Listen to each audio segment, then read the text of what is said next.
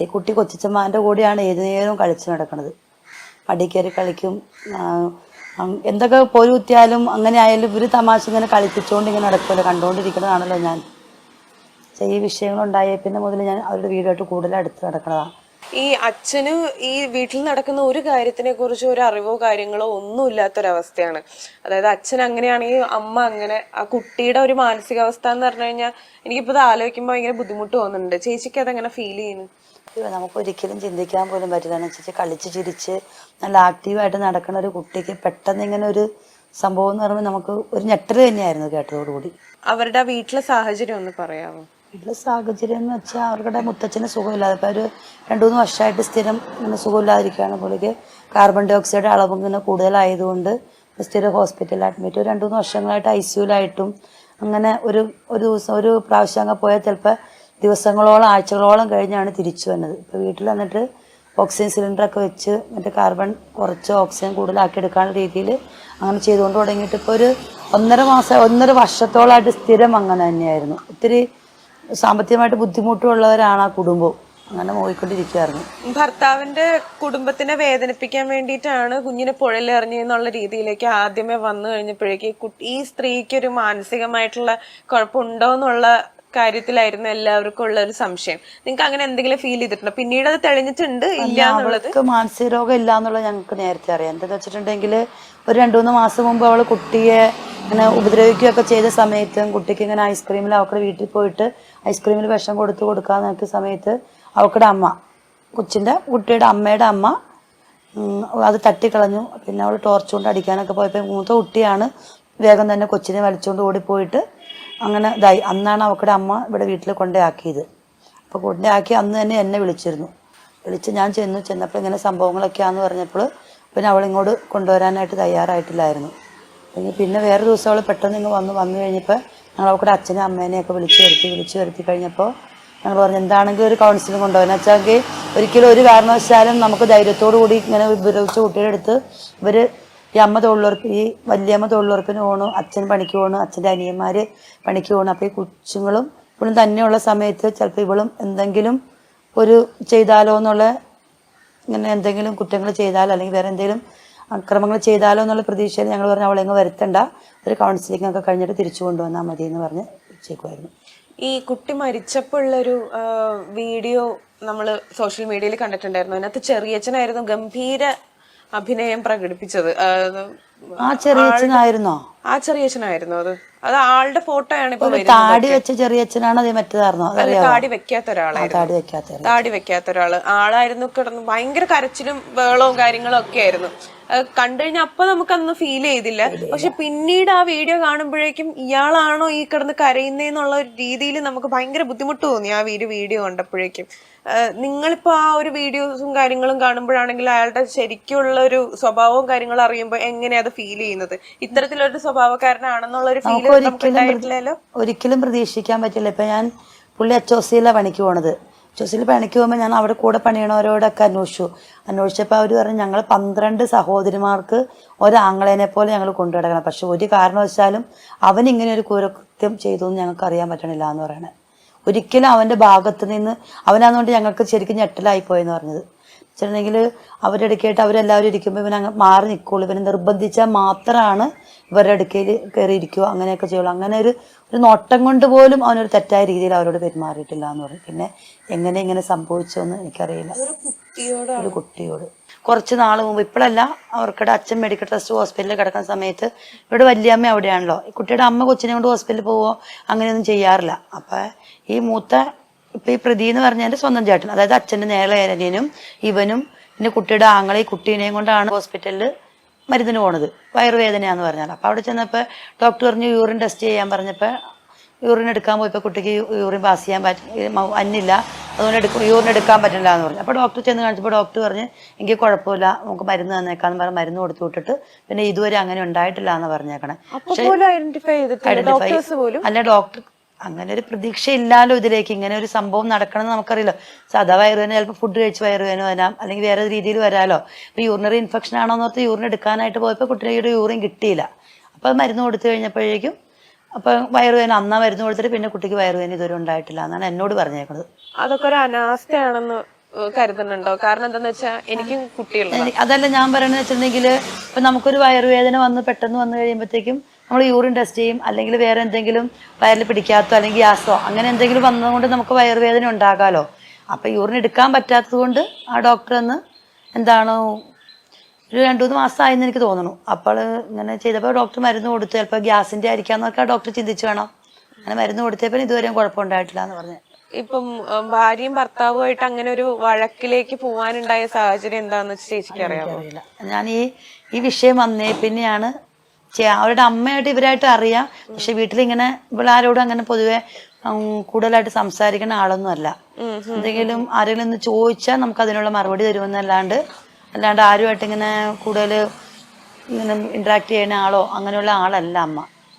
അപ്പം നമ്മളിത് കഴിഞ്ഞേ പിന്നെയാണല്ലോ ഈ അമ്മയായിട്ടും ഇവരുടെ അമ്മയുടെ അമ്മയായിട്ടും ബാക്കിയുള്ളവരായിട്ട് കുറേ നാളുകളായിട്ട് മെമ്പർ ആവണതിന് മുമ്പാട് മുതലേ നമുക്ക് പരിചയമുണ്ട്. പക്ഷെ ഈ അമ്മയായിട്ട് ഇത്രയും വന്നത് ഈ വിഷയം കഴിഞ്ഞേ പിന്നെയാണ്. ഇങ്ങനെ ഒരു ക്രിമിനൽ സ്വഭാവമുള്ള ഒരാളാണെന്നുള്ളത് നമുക്കറിയില്ല. ഈ വിഷയത്തോടു കൂടിയാണ് അറിയണത്.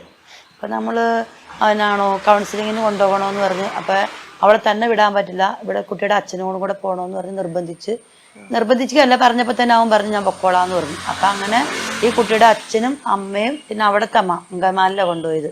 അവർ കൊണ്ടുപോയി ആദ്യം കൊണ്ടുപോയി, പിന്നെ അവർക്ക് ടെസ്റ്റ് ചെയ്യണമെന്ന് പറഞ്ഞു.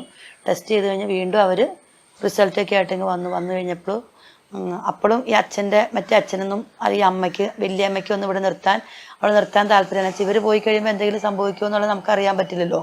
പീഡിപ്പിക്കുക എന്ന് വെച്ചാൽ ഉപദ്രവിക്കുമെന്ന് അറിയില്ല. അപ്പം അതുകൊണ്ട് അവർ നിർത്തണ്ടെന്ന് പറഞ്ഞപ്പോൾ അങ്ങനെ വിഷയങ്ങളുണ്ടായി കഴിഞ്ഞപ്പോൾ ഇവള് കിടന്ന് ഭയങ്കരമായിട്ട് ചൂടാവുകയൊക്കെ ചെയ്തു. എന്ന് വെച്ചിട്ടുണ്ടെങ്കിൽ ഇവള് പോവില്ല എന്നൊക്കെ രീതിയിൽ വന്ന് അവക്കടെ ചേച്ചീനെ അമ്മേനെ അച്ഛനെ എല്ലാവരും വിളിച്ചിങ്ങനെ കൊണ്ടുവന്നു കഴിഞ്ഞപ്പോൾ ഇവള് ഭയങ്കരമായിട്ട് കരഞ്ഞു കഴിഞ്ഞപ്പോൾ ഇവളുടെ ഭർത്താവ് തന്നെയാണ് പറഞ്ഞത് ചേച്ചി അവളോട് നിന്നോട്ടെ, കുഴപ്പമില്ല, ഞാൻ നോക്കിക്കോളാം ചേച്ചി എന്ന് പറഞ്ഞ് നിർത്തിയത്. ആ ഭർത്താവ് തന്നെ നിൽക്കിയത്. അപ്പം ആ ഭർത്താവിൻ്റെ ഭാര്യയോട് എന്തോ ഒരു സ്നേഹം ഉണ്ടെന്നുള്ളത് നമുക്ക് അതിൽ നിന്നാണ് നമുക്ക് തിരിച്ചറിയാൻ പറ്റുന്നത്. കുഞ്ഞ് പേടിച്ചിട്ടായിരിക്കാം എല്ലാവരോടും പറയാതിരുന്നതെന്നായിരിക്കും അല്ലേ? ചിലപ്പോൾ കുഞ്ഞിന് സെക്ഷൽ ആണെന്ന് ചിലപ്പോൾ അറിയില്ലായിരിക്കാം. എന്നുവെച്ചാൽ കുഞ്ഞിന് ചിലപ്പോൾ ഈ കൊച്ചിച്ചൻ ഇങ്ങനെ ഡെയിലി ഇപ്പം കടയിൽ കൊണ്ടുപോകണു, സാധനങ്ങൾ വാങ്ങിച്ചു കൊടുക്കണു, കൂടെ കിടക്കണു, കെട്ടിപ്പിടിക്കണു, ഉമ്മ വയ്ക്കണു. അപ്പം അതുപോലെ എന്തെങ്കിലും ആയിരിക്കാമെന്നായിരിക്കും കൊച്ചി ചിന്തിച്ചിട്ടുണ്ടോ. കൊച്ചിനറിയില്ലല്ലോ സെക്ഷലായിട്ട് എന്താന്നുള്ള അറിയാനുള്ള പ്രായമായിട്ടുണ്ടാവില്ലായിരിക്കുമല്ലോ. അല്ലെങ്കിൽ നമ്മൾ അമ്മമാരാണല്ലോ കുട്ടികളോട് അല്ലെങ്കിൽ ഗുഡ് ടച്ചും ബാഡ് ടച്ചും ഒക്കെ പറഞ്ഞു കൊടുക്കും. പക്ഷെ ആ അമ്മയ്ക്ക് പറഞ്ഞു കൊടുത്തിട്ടില്ലായിരിക്കാം. അപ്പം എനിക്കൊരു മോളുടെ കൊച്ചുണ്ട്, 5 വയസ്സായ കുട്ടിയുണ്ട്. ആ കുട്ടിക്കാണെങ്കിലും ഞാൻ എപ്പോഴും പറഞ്ഞു കൊടുക്കുന്ന കാര്യമാണ്. അല്ലെങ്കിൽ എൻ്റെ മക്കളോടാണെങ്കിലും ചെറുപ്പത്തിലേ മുതലേ ഞാൻ പറഞ്ഞു കൊടുക്കും. കുട്ടച്ചും ബാട്ടച്ചും പറഞ്ഞു കൊടുത്ത് തന്നെയാണ് നമ്മൾ വളർത്തിക്കൊണ്ട് പോകുന്നത്. അപ്പം ആ അമ്മയ്ക്ക് ചിലപ്പോൾ പറഞ്ഞു കൊടുക്കാനുള്ളതായ പക്വത ഉണ്ടായില്ലായിരിക്കാം, അല്ലെങ്കിൽ അറിവില്ലായിരിക്കാം.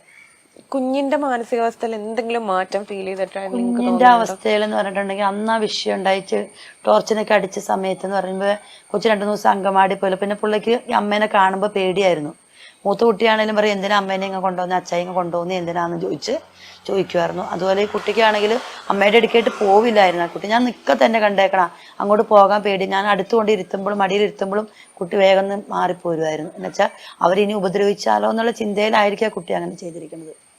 അപ്പോഴും ഞാൻ പറയും മോളെ മോക്കടെ അമ്മയാണ് ഇരിക്കുക അങ്ങനെയൊക്കെ പറയുമ്പോഴും കൊച്ചിങ്ങനെ മാറി പോന്നിട്ട് ഈ അച്ഛൻ്റെ അനിയന്മാരുടെ അടുക്കലാണ് കൂട്ടുകൂടി നടന്നുകൊണ്ടിരുന്നത്. വെച്ചാൽ കുട്ടി അംഗനവാടിയിൽ എങ്ങനെയായിരുന്നു? അംഗനവാടി നല്ല ഹാപ്പിയായിട്ട് നല്ല സ്മാർട്ടായിട്ട് നടക്കുന്ന കുട്ടിയായിരുന്നു. എല്ലാവരും ഒരു ലീഡർ പോലെ നടക്കുന്ന കുട്ടി. ഇപ്പം പോവാറായല്ലോ, വന്നിട്ട് അംഗനവാടിയിൽ വന്നിട്ട് 1.5 വർഷമായി. അപ്പം അവിടെ നിന്ന് പോവാറായപ്പോൾ സീനിയേഴ്സ് ആയല്ലോ. സീനിയർ ആയിക്കൊള്ളുമ്പോൾ കുട്ടികൾ ഒന്നോടെ വരുമ്പോൾ കുട്ടികൾ പോകണ പോലെ അല്ലല്ലോ. അവളാണെങ്കിലും എഴുതാനൊക്കെ ആണെങ്കിലും നല്ല ആക്റ്റീവായിട്ടുള്ള ആളാണ്. അക്ഷരങ്ങൾ എഴുതാനും എണ്ണാനും പഠിക്കാനും പാട്ടുപാടാനും. നിങ്ങൾ വീഡിയോ കണ്ടിട്ടുണ്ടോ എന്ന് എനിക്കറിയില്ല. വീഡിയോയിലൊക്കെ നല്ല ആക്റ്റീവായിട്ട് പാട്ടുപാടുകയൊക്കെ ചെയ്യുന്ന ആളാണ്. ഞാൻ എങ്ങനെയാണെങ്കിലും ആഴ്ചയിൽ ഒരു ദിവസമെങ്കിലും അംഗൻവാടി പോണ ആളാണ്. അതുകൊണ്ടാണ് അംഗൻവാടി എന്ന് വെച്ചാൽ അവിടുത്തെ ഹെൽപ്പറും വർക്കറും എന്ന് പറഞ്ഞാൽ പുതിയ ആൾക്കാർ. അവർ 2 പേരും 1.5 വർഷമായിട്ട് ചാർജ് എടുത്തിട്ട്. അപ്പം അതുകൊണ്ട് അവർക്ക് ഇങ്ങോട്ട് പെട്ടെന്ന് ഏരിയ ഒന്നും അറിയില്ലാത്ത കാരണം അവർക്ക് ഞാൻ സപ്പോർട്ടായിട്ട് ഫോണിൽ നിൽക്കണ്ടായിരുന്നു. അവരെന്ത് കാര്യം കൊണ്ടായാലും എന്നോട് വിളിച്ച് പറയാറുണ്ട്. അപ്പോൾ അവരോട് ഞാൻ കഴിഞ്ഞ ദിവസവും ചോദിച്ചു എന്തെങ്കിലും സംഭവം ഉണ്ടായിട്ടുണ്ടോ എന്ന് ചോദിച്ചു. ചേച്ചി അങ്ങനെയാണ് ഞാൻ ചേച്ചിയോട് പറയാതിരിക്കുകയോ ചേച്ചിന്ന് ചോദിച്ചു. പക്ഷെ എന്നിട്ടും ആ അംഗൻവാടി വർക്കറെ പറ്റി കുറേ സൈബർ അറ്റാക്ക് ഉണ്ടാക്കിക്കൊണ്ടിരിക്കുക. എന്നുവെച്ചാൽ അത് ചെയ്യാത്ത കാര്യത്തിന് വേണ്ടിയിട്ടാണ്. അത് എന്നോട് ചോദിച്ച് മീഡിയക്കാർ വരെ എന്നോട് ചോദിച്ചപ്പോൾ ഒരു അംഗൻവാടി ടീച്ചർക്ക് അറിയാൻ പറ്റില്ലേ അങ്ങനെ. അപ്പം ഞാൻ പറഞ്ഞ് ഞാനും ചെന്ന് നിൽക്കുമ്പോഴും ഈ കുട്ടികളെ വിട്ടിട്ടുണ്ട്. ഞാൻ അവിടെ നിൽക്കുമ്പോൾ നമ്മൾ ബാത്റൂമിൽ കൊണ്ടുപോയി ഡോറ് തുറന്ന് കൊടുക്കും. കൊച്ചുങ്ങൾ ബാത്റൂമിൽ പോകും. അവിടെ പോയി യൂറിൻ പാസ് ചെയ്യും, തിരിച്ച് കഴുകി അല്ലെങ്കിൽ കഴുകൊക്കെ കഴിഞ്ഞിട്ട് തിരിച്ചു വരും. അപ്പം അവർക്കൊരിക്കലും അങ്ങനെ നോക്കേണ്ടതായ ആവശ്യം വരണില്ലല്ലോ. ഇപ്പം നമുക്ക് അവർ ഇന്നർവെയറൊക്കെ ഊരി നോക്കി അങ്ങനെയൊക്കെ, അല്ലെങ്കിൽ എന്തെങ്കിലും ഒരു ബുദ്ധിമുട്ട് പറയുമ്പോൾ ഇപ്പൊ എനിക്ക് ഇപ്പോഴും മനസ്സിലാവാത്തത് ആ ഒരു കാര്യമാണ്. അംഗനവാടി ടീച്ചർ ആയാലും അല്ലെങ്കിൽ വീട്ടുകാരായാലും അല്ലെങ്കിൽ വീട്ടില് എല്ലാ ദിവസവും കാണുന്ന ആൾക്കാരായാലും എന്തെങ്കിലും ഒരു ബുദ്ധിമുട്ട് കുട്ടികൾക്ക് പറയുമ്പോൾ നമ്മളായാലും എന്തെങ്കിലും കുഴപ്പങ്ങൾ ഉണ്ടോ അവിടെ എന്നുള്ളത് നമ്മൾ സ്വാഭാവികമായിട്ട് നോക്കും. പക്ഷെ അത് ഇപ്പോഴും എനിക്ക് അവര് കാണിക്കുന്നത് അത്ര ശരിയാണോ എന്നുള്ളത് എനിക്ക് കുട്ടിയുടെ അച്ഛൻ്റെ അമ്മയുടെയും കഴിഞ്ഞ ദിവസം സംസാരിച്ചു. ചേച്ചിക്കൊന്നും ഒരു സംശയം പോലും ഇന്ന് വരെ തോന്നിയിട്ടില്ലേന്ന് ചോദിച്ചു. അപ്പം എന്നോട് പറഞ്ഞു, ഞാനല്ല കുളിപ്പിക്കണത്, അവളാണ് കുളിപ്പിക്കണത്. അപ്പം നമുക്ക് അങ്ങനെ ഒരു ഇത് തോന്നിയിട്ടില്ല. പിന്നെ കുട്ടി തന്നെയാണെങ്കിലും കുളിച്ചു പോന്ന് അങ്ങനെയൊക്കെ ചെയ്യുന്നുണ്ട്. അപ്പം അവളെ അങ്ങനെ ചെയ്യേണ്ട ഒരു ആവശ്യം, നമുക്കങ്ങനെ ഒരു സംശയം നമുക്കില്ല. അങ്ങനെ അവിടെ ഒരു മർദ്ദനം അല്ലെങ്കിൽ ക്രൂര പീഡനം അവിടെ നടക്കണമുണ്ടെന്നുള്ളതിന് നമുക്കൊരു ഇച്ചിരി പോലും ഒരു പ്രതീക്ഷയില്ലാത്ത കാരണം നമ്മളിങ്ങനെ ചിന്തിക്കണില്ലല്ലോ. അങ്ങനെ ചിന്തിക്കണ്ടെങ്കിലല്ലേ നമുക്ക് ശരിക്കും നോക്കേണ്ട ആവശ്യം എന്നോടും. അത് നമ്മൾ ഒരിക്കലും ചിന്തിക്കണില്ല എന്ന് എന്നോട് പറഞ്ഞു. അതുപോലെ മോന് വേണ്ടിയിട്ട് ഞാൻ ഒത്തിരി തർക്കിച്ചത് എല്ലാവരും ഇടയ്ക്ക്. അവൻ അങ്ങനെയൊന്നും ചെയ്യില്ല എന്ന്, എൻ്റെ മോനെ പറ്റി അത്രയും വിശ്വാസമുണ്ട്, അവൻ അങ്ങനെ ചെയ്യില്ല എന്ന് ഞാൻ എല്ലാവരോടും വേണ്ടി തർക്കിച്ച. പക്ഷെ ഇനി എനിക്ക് ആ മോനെ കാണണ്ട, എനിക്ക് ആ മോനെ വേണ്ടാന്ന് ഞാൻ അമ്മ എന്നോട് പറഞ്ഞു. മോന് വേണ്ടിയിട്ട് ഒത്തിരി വെച്ചാൽ ഒരമ്മയും പ്രതീക്ഷിക്കണില്ല. എന്നാ വെച്ചിട്ടുണ്ടെങ്കിൽ അച്ഛനെ പോലെ കൊണ്ടു നടക്കണ ഈ ആള് ആ കൊച്ചിനെയും അതുപോലെ കൊണ്ടു നടക്കണേന്നല്ല, സ്വന്തം മോളെ പോലെ കൊണ്ടു നടക്കണേന്നാണ് പ്രതീക്ഷിച്ചിരിക്കണേ. ആ നാട്ടുകാരോട് ചോദിച്ചാലറിയാം, ഞങ്ങൾക്കറിയാം. ഞാൻ പറയില്ല, ഇപ്പം കമ്പനിയിൽ പണിയണ കൂടെ സഹപ്രവർത്തകർ പറയുമ്പോൾ അവനാണോ ഇത് ചെയ്തതെന്ന് ചോദിക്കണേ. ചിലപ്പോൾ ആരെയും പേടിക്കണ്ടല്ലോ അവൻ ആർക്കും സംശയം ഉണ്ടാക്കില്ലല്ലോ. എന്നുവെച്ചാൽ ചേട്ടൻ്റെ മോള് എൻ്റെ കൂടെ കിടക്കണം, അപ്പം എനിക്ക് ആരെയും പേടിക്കണ്ട, ആരും കാണണില്ല, ആർക്കും സംശയരോഗമില്ല. അങ്ങനെ വരുമ്പോൾ ആരെയും അവന് പേടിക്കണ്ട, അവന് വേറെ എങ്ങും പുറത്തു പോകണ്ട. അതുകൊണ്ടൊക്കെ ആയിരിക്കാം. വീട്ടുകാർക്കൊക്കെ കുറച്ചുകൂടി ശ്രദ്ധിക്കാമായിരുന്നു എന്ന് ഫീൽ ചെയ്യുന്നുണ്ടോ? തീർച്ചയായിട്ടും. ഇപ്പം ഞാൻ പറയില്ല, എനിക്കൊരു മോക്കടെ കുട്ടിയുണ്ട്, അതിന് എൻ്റെ മക്കൾ, എനിക്കുണ്ടൊരു മോള്. ആ മോളെയാണെങ്കിൽ അവൾ ചെറിയ പ്രായത്തിലാണ് ഞാൻ എവിടെയെങ്കിലും പോവുകയാണെങ്കിൽ എൻ്റെ തറവാട്ടിലെ അനിയത്തിയുടെ അടുത്ത് സുരക്ഷിതമായി, അല്ലെങ്കിൽ ചേട്ടൻ്റെ ഭാര്യ അടുക്കൽ സുരക്ഷിതമായിട്ട് ഏൽപ്പിച്ചിട്ട് മാത്രമാണ് ഞാൻ എവിടെയെങ്കിലും പോകുമായിരുന്നു. ഇപ്പോൾ ഈ വിഷയം ഉണ്ടായ സമയങ്ങളിലാണെങ്കിലും എൻ്റെ അനിയത്തിയുടെ അടുക്കായിട്ട് എങ്ങോട്ടും വിടരുതട്ടോ എന്ന് പറഞ്ഞ് ഇരുത്തിയിട്ടാണ് ഞാൻ എങ്ങോട്ടെങ്കിലും പുറത്തേക്ക് ഇറങ്ങുന്നത്. നമ്മുടെ മക്കൾക്ക് വേണ്ടിയിട്ടല്ലേ ജീവിക്കണം. മക്കള് ഒരു ക്രൂര പീഡനത്തിന് ഇരയാവുക എന്ന് പറയുന്നത് അമ്മമാർക്ക് മാത്രമല്ല, സമൂഹത്തിന് ആർക്കും ചിന്തിക്കാൻ പറ്റണതല്ല. ഇപ്പൊ കുട്ടികൾക്ക് ഗുഡ് ടച്ചും ബാഡ് ടച്ചും ഒക്കെ കുട്ടികൾ അറിവാകുമ്പോ ഒരു 1.5-2 വയസ്സാകുമ്പോൾ പോലും കുട്ടികൾക്ക് ഒന്ന് ഗ്രാസ്പ് ചെയ്യാനുള്ള കഴിവുണ്ട്. പണ്ടത്തെ പോലെയല്ല. ഇപ്പൊ കുട്ടികൾ പെട്ടെന്ന് എല്ലാം ഗ്രാസ്പ് ചെയ്തെടുക്കുന്ന ഒരു സമയമാണ്. അപ്പൊ അതുകൊണ്ട് ഇപ്പോഴെ ചെറുപ്പത്തിൽ അവർക്ക് അറിവാവണ സമയത്ത് തന്നെ, അല്ലെങ്കിൽ അവരുടെ ആങ്ങളമാരാവട്ടെ, അച്ഛനാവട്ടെ, സഹോദരങ്ങളാവട്ടെ, അച്ഛൻ്റെ ബന്ധുക്കളാവട്ടെ, ആരാണെങ്കിലും അവരോട് വന്ന് നോക്കുമ്പോൾ നമ്മളെ തുടർന്നതിൽ സ്പർശിക്കണത് പോലും പറ്റില്ല എന്നുള്ള രീതിയിലേക്ക് ആക്കി എടുക്കണം നമ്മൾ. വലുതാകുമ്പോൾ കുട്ടികൾക്ക് ഏകദേശം അറിയാൻ പറ്റൂല എന്താണെന്നുള്ളത്. ടീനേജൊക്കെ ആകുമ്പോഴത്തേക്കും കുട്ടികൾക്ക് ഇപ്പോൾ സ്കൂളുകളിൽ കൗൺസിലിംഗ് നടത്തുന്നുണ്ട്. അപ്പോൾ അതുകൊണ്ട് അവർക്ക് അറിയാൻ പറ്റുന്നുണ്ട്. പക്ഷെ അംഗൻവാടി കുട്ടികൾക്ക് അങ്ങനെയുള്ള കൗൺസിലിംഗ് നമുക്ക് കൊടുക്കാൻ പറ്റണില്ല. ഞാൻ പറഞ്ഞത്, ഇനി അംഗൻവാടി ലെവലിൽ മുതലേ കുട്ടികൾക്കൊരു കൗൺസിലിംഗ് കൊടുക്കുക, അവരുടെ പേരൻസിന് കൗൺസിലിംഗ് കൊടുക്കുക. മെയിനായിട്ട് കൊടുക്കണേ, ഒന്നാമത്തെ ഒരു മീറ്റിങ്ങുകൾ വെച്ചാലും ഒരു കൗൺസിലിംഗ് വെച്ചാലും ഇന്ന് പേരൻസ് വരാൻ സമയമില്ല അവർക്ക്. അതാണ് മെയിനായിട്ട്. നമ്മൾ ചിലവഴിച്ച് നല്ല കൗൺസിലറെയൊക്കെ കൊണ്ടുവന്ന് നടത്തിയാലും ആർക്കും അതിലേക്ക് ഒന്ന് ഇരിക്കാൻ പോലും തയ്യാറാവാത്തതെന്ന് വെച്ചാൽ അവർക്കൊക്കെ ബിസിയപ്പം. അങ്ങനെയുള്ള രീതിയിലേക്ക് പോകുമ്പോഴേക്കും അത് നമുക്ക് എന്താണ് പറയാനുള്ളത്, സമൂഹത്തോട് പറയാനുള്ളത്, നമ്മുടെ മക്കളെ സുരക്ഷിതമായ കൈകളിൽ എപ്പോഴും കൊണ്ടു കിടക്കുക. അതാണ് എനിക്ക് പറയാനുള്ളത്. ആരോടെങ്കിലും എന്തെങ്കിലും ഒരു സൂചന എന്തെങ്കിലും കൊടുത്തിട്ടുണ്ട്, ഇതാണെന്ന് പറഞ്ഞിട്ടല്ല ഞാൻ പറയണത്, ഇങ്ങനെ നടന്നു അങ്ങനെ എന്തെങ്കിലും പറഞ്ഞിട്ട് ആ കുട്ടി പുറത്തേക്ക് പറയാനുള്ള ഒരു ചാൻസ് ഇല്ലേ? അതൊരു കുട്ടിയല്ലേ. അപ്പൊ അങ്ങനെ സാധാരണ പറയേണ്ട ഒരു സാഹചര്യം. നമ്മുടെ കുട്ടികൾ ഒരു തൊട പറഞ്ഞാൽ ഒരു വേദന വന്നാലോ, അല്ലെങ്കിൽ ഒരു ഇച്ചിരി മൂത്രം ഒഴിക്കാൻ ബുദ്ധിമുട്ട് വന്നാലോ, അങ്ങനെ വന്നാലും അവര് നമ്മളോട് പറയും. അപ്പൊ നമ്മളെ ശ്രദ്ധിക്കും. എന്റെയൊക്കെ അനുഭവം വെച്ച് അങ്ങനെയാണ്. അപ്പൊ നമ്മൾ അപ്പൊ തന്നെ കുട്ടീനെ കട്ടിലേക്ക് കൊണ്ടുപോയി നോക്കി ശ്രദ്ധിച്ച് എല്ലാം നോക്കിയിട്ടാണ് നമ്മൾ കൊണ്ടുവരുന്നത്. ഏതൊരു അമ്മയും അങ്ങനെ ശ്രദ്ധിച്ചുകൊണ്ട് പോകേണ്ടതായിരുന്നു. അമ്മയ്ക്ക് പക്വതക്കുറവാണോ എന്താണെന്ന് നമുക്കറിയില്ല. ഇല്ല, അല്ലെങ്കിൽ അവര് നോക്കണം എന്നുള്ള പറഞ്ഞ് നമ്മുടെ മക്കൾ ഒരിക്കലും നമ്മുടെ മക്കളല്ലാതെ ആയിരിക്കില്ലല്ലോ. ശരിക്കും അമ്മയുടെ ഭാഗത്തുനിന്നും ഒത്തിരിയും അപാകതകളുണ്ട്. അതുപോലെ ആ വീട്ടിലെ അച്ഛൻ്റെ അമ്മയ്ക്കാണെങ്കിലും എപ്പോഴും അവിടെ നടക്കുന്നതാണ്. കുട്ടിയെ ഒന്ന് ശ്രദ്ധിക്കാമായിരുന്നു. ഇപ്പൊ അവിടുത്തെ സാഹചര്യം എങ്ങനെയാ? അവിടുത്തെ സാഹചര്യത്തിൽ ഇന്നിപ്പോൾ അവരുടെ അച്ഛൻ മരിച്ചെന്ന് അപ്പം അച്ഛൻ അറിഞ്ഞിട്ട് പോലില്ല, അച്ഛൻ അറിയാണ്ട് തന്നെ മരിച്ചു. കുട്ടി മരിച്ചിട്ടില്ലാന്ന് ഇതുവരെ അച്ഛനെ അറിയിച്ചിട്ട് പോലില്ല. അറിയാണ്ടാണ് ഇങ്ങനെ വെന്റിലേറ്ററിൽ കിടക്കുന്ന സമയത്തും ഈ സുധി, ഈ പ്രതി എന്ന് പറഞ്ഞ ആള് അവിടെ ഹോസ്പിറ്റലിൽ നിൽക്കപ്പോൾ രാവിലെ വൈകുന്നേരം ഒക്കെ കയറി കാണും. ചോദിച്ചപ്പോൾ അവൻ എന്തെന്ന് ചോദിച്ചപ്പോൾ അവൻ പുറത്തുണ്ട്, ഒരാളെ കയറ്റി വിടുള്ളൂ, അതുകൊണ്ടാണെന്നുള്ള രീതിയിൽ അച്ഛനെ അറിയിച്ചുകൊണ്ട് പോകുന്നതായിരുന്നു. അറിയിച്ചിട്ടേ അച്ഛൻ ഇതുവരെ അറിഞ്ഞിട്ട് അറിയാണ്ട് തന്നെ അദ്ദേഹം. അതായത് ഒരു ഇത് നല്ല കാര്യം എന്ന് വെച്ചിട്ടുണ്ടെങ്കിൽ ഞങ്ങൾക്ക് ആ വീട്ടുകാർക്ക് മാത്രമല്ല, ഞങ്ങൾക്ക് നാട്ടുകാർക്ക്, ഞങ്ങൾക്ക് ജനങ്ങൾക്ക് ആർക്കും എനിക്കൊന്നും ഒരിക്കലും ശരിക്കും ഞെട്ടലോടുകൂടി തന്നെയാണ് ഞങ്ങൾ അറിയണേ. ഈ കുട്ടിയുടെ മറ്റേ കൊച്ചിച്ചനാണ് എന്നെ വിളിച്ചു പറഞ്ഞത്, ചേച്ചി 6 മണിയായപ്പോൾ എന്നെ വിളിച്ചു പറയണേ, ചേച്ചി കല്യാണിനെയും ചേച്ചിനെയും കാണാൻ, ചേച്ചി കൊച്ചിനെയും ചേച്ചിനെയും കാണാനില്ല എന്നും പറഞ്ഞ് എന്നെ വിളിച്ചു പറഞ്ഞു. അപ്പോഴും ഞങ്ങൾ പ്രതീക്ഷിക്കണത്, ഞാൻ പറഞ്ഞ് എവിടെയെങ്കിലും നമുക്ക് അറിയിക്കണ്ടേ, നോക്കണ്ടേ എന്ന് പറഞ്ഞപ്പോഴാണ് പറഞ്ഞത് ചിലപ്പോൾ ചേച്ചി എവിടെയെങ്കിലും പോയതാണോന്ന് അറിയില്ലല്ലോ, അപ്പോൾ കുറച്ചുകൂടെ സമയോടെ കഴിയട്ടെ. അപ്പം ഞാൻ നേരെ അവക്കടെ വീട്ടിട്ട് വിളിച്ചു, അവിടെ വീട്ടിൽ ചെന്നിട്ടില്ല. അപ്പോൾ അച്ഛന് ഹോസ്പിറ്റലിൽ ആയതുകൊണ്ട് അവരുടെ അച്ഛമ്മേനെ ഞാൻ വിളിച്ചു. അപ്പോഴും പറഞ്ഞു എന്തിനാടി വിളിച്ചതെന്ന് ചോദിച്ചപ്പോൾ ഞാൻ പറഞ്ഞു ഒന്നുമല്ല അച്ഛൻ, എന്തോ കാര്യമില്ലാണ്ട് നീ വിളിക്കില്ലല്ലോ എന്ന് ചോദിച്ചു. അപ്പം ഞാൻ പറഞ്ഞു അവരവിടെ വന്നോന്നറിയാൻ വേണ്ടി വിളിച്ചാന്ന്. അപ്പം നേരം പറഞ്ഞു ഇല്ല വന്നിട്ടില്ല. അപ്പം ഞാൻ അറിഞ്ഞു ഇവർ വന്നിട്ടില്ല എന്ന് ഞാൻ അറിഞ്ഞായിരുന്നു. ചിലപ്പോൾ അവിടെ കുക്കറിൻ്റെ അടപ്പെന്തോ നന്നാക്കാനായിട്ട് പോകണമെന്ന് പറഞ്ഞായിരുന്നു, വാഷ് നന്നാക്കണമെന്ന് പറഞ്ഞു. ചിലപ്പോൾ അതിന് പോയതായിരിക്കും. അപ്പം പോകുമ്പോൾ ബ്ലോക്ക് തിരുവാങ്കുളം എന്നൊക്കെ പറയുമ്പോൾ നല്ല ബ്ലോക്കുള്ള സ്ഥലം, പിന്നെ ട്രാൻസ്പോർട്ട് ബസ്സാണ്, എപ്പോഴും ബസ്സില്ലല്ലോ. അപ്പോൾ പോയി തൃപ്പൂണിത്തുറ പോയി തിരിച്ചു വരുന്ന സമയം വരുമ്പോൾ എന്താണെങ്കിലും സമയം എടുക്കും. അപ്പം അങ്ങനെയുള്ള പ്രതീക്ഷയിലാണ് ഞങ്ങളെല്ലാവരും ഇരുന്ന് വെച്ചത്. ഒരിക്കലും പ്രതീക്ഷിച്ചിട്ടില്ല. അല്ലെങ്കിൽ അവൾ അവക്കടെ വീട്ടിട്ട് പോകൂല, ഇടയ്ക്ക് ഇങ്ങനെ പോവാറുണ്ടല്ലോ. അപ്പം അങ്ങനെ പോയതായിരിക്കും ഒരു തോന്നലിന്. അങ്ങ് പോയി വൈകുന്നേരം ആകുമ്പോൾ തിരിച്ചു വരാറ് പതിവുണ്ട്. അപ്പോൾ ചിലപ്പോൾ അങ്ങനെ പോയിട്ട് തിരിച്ചു വന്നതായിരിക്കും എന്നുള്ള പ്രതീക്ഷയിലിരുന്നു. അത് കഴിഞ്ഞപ്പോൾ വീണ്ടും ഞാൻ വിളിച്ചു വെച്ചപ്പോൾ 6:30 ആയപ്പോൾ വിളിച്ചു വെച്ചപ്പോൾ മറ്റേ കൊച്ചച്ഛൻ പോലീസ് സ്റ്റേഷനിലായിരുന്നു, മുത്തൻകുരിശ് പോലീസ് സ്റ്റേഷനിലായിരുന്നു. അപ്പോൾ വീണ്ടും ഞാൻ വിളിച്ചു വെച്ചപ്പോൾ അവിടെ ചെന്നിട്ടില്ല. വീണ്ടും എന്നോട് ചോദിച്ചപ്പോൾ ഒരു 7 മണി 7:15 വീണ്ടും ഞാൻ അനിയനെ വിളിച്ചു വെച്ചപ്പോൾ അപ്പോൾ ചേച്ചിയൊന്നും അറിഞ്ഞില്ല ചേച്ചി എന്ന് ചോദിച്ചു. അപ്പം ഞാൻ പറയില്ലാന്ന് പറയും. എന്നാൽ ചേച്ചി അവിടെ ചെന്നിട്ടുണ്ട്, കുടുംബശ്ശേരി 2 കൊച്ചില്ല ചേച്ചി എന്ന് പറഞ്ഞു. അപ്പോൾ തന്നെ ഞാൻ ഫോൺ കട്ട് ചെയ്തിട്ട് അവക്കടെ വീട്ടിട്ട് വിളിച്ചപ്പോൾ അവക്കടെ അച്ഛൻ ആത്തി എടുത്തു, അത് കഴിഞ്ഞ് അമ്മ എടുത്തു. അമ്മോട് ചോദിച്ചപ്പോൾ പറഞ്ഞു അവളെന്ത് ചെയ്യുന്നു ചോദിച്ചപ്പോൾ അവൾ കൊച്ചിനെ എന്ത് ചെയ്തെന്നാണ് പറഞ്ഞു വെച്ചപ്പോൾ അവൾക്ക് അറിയില്ല എന്ന് പറഞ്ഞു, അവൾ തട്ടി കയറിക്കൊണ്ടിരിക്കുകയെന്ന് പറഞ്ഞു. അപ്പം ഞാൻ പറയുന്ന ഫോണൊന്ന് കൊടുക്കാൻ പറഞ്ഞു കഴിഞ്ഞപ്പോൾ അവളുടെ പേർക്ക് എന്താണെന്ന് ചോദിച്ചിട്ട് അവൾ എന്ത് ചെയ്താൽ പറയേണ്ട അവസരം. ഞാൻ പറഞ്ഞു നമ്മുടെ കൊച്ചിനെ നമുക്ക് വേണ്ടേ, എവിടെയാണെങ്കിലും നമുക്ക് കണ്ടെടുക്കണം, രക്ഷിക്കേണ്ട, എവിടെയാണെന്നൊന്ന് പറയാൻ പറഞ്ഞപ്പോഴാണ് അവസാനം പറഞ്ഞത് ആലുവയിൽ വെച്ച് കാണാണ്ട് പോയെന്ന് പറഞ്ഞു. അങ്ങനെ അപ്പം തന്നെ ഞാൻ ഇങ്ങോട്ട് വിളിച്ചു പറഞ്ഞു, പുത്തൻകുരിശിലേക്ക് അനിയനെ വിളിച്ചു പറഞ്ഞു.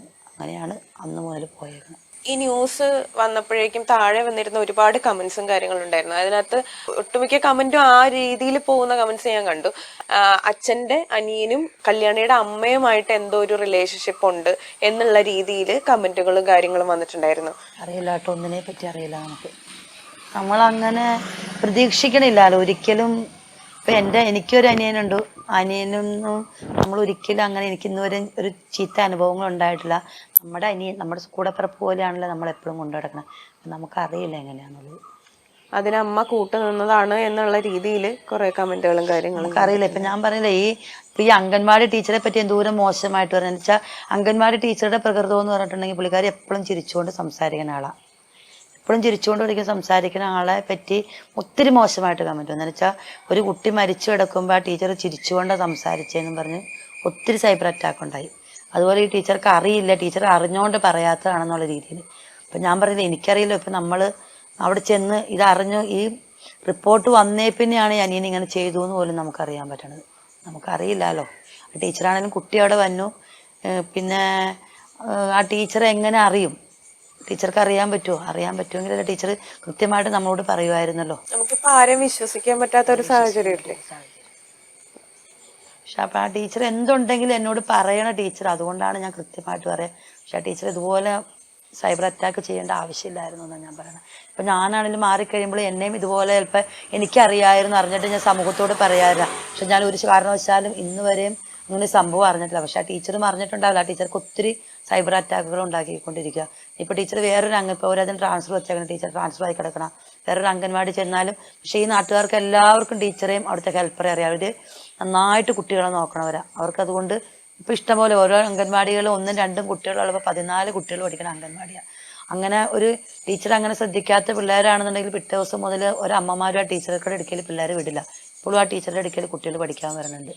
അമ്മമാർക്കറിയാലോ ആ ടീച്ചറെ കറക്റ്റായിട്ട്, ആ ടീച്ചറെ ഹെൽപ്പറെ അറിയാവുന്നതുകൊണ്ട്, ആ പേരൻസിനെ അറിയാവുന്നതുകൊണ്ടാണല്ലോ ആ സംഭവത്തിൻ്റെ പിറ്റേ ദിവസമാണെങ്കിലും അന്നല്ല അതിൻ്റെ അന്ന് പിന്നെ എല്ലായിടത്തും അംഗൻവാടി ഞങ്ങൾ എന്നാണ് പിള്ളേർ എന്നാ വെച്ചിട്ടുണ്ടെങ്കിൽ കൊച്ചു പഠിച്ച അംഗൻവാടി തുറന്നെങ്കിലും പിള്ളേരൊന്നും ആരും കൊണ്ടുവരില്ലല്ലോ എന്ന് വെച്ചിട്ടുണ്ടെങ്കിൽ കൂടെ പഠിച്ച ഒരാളാണ് പെട്ടെന്ന് അങ്ങ് പോയേക്കണത്. അപ്പം ഒന്നുമില്ല, അതിന് പിറ്റേ ദിവസം മുതൽ വീണ്ടും കുട്ടികൾ വന്നു തുടങ്ങി.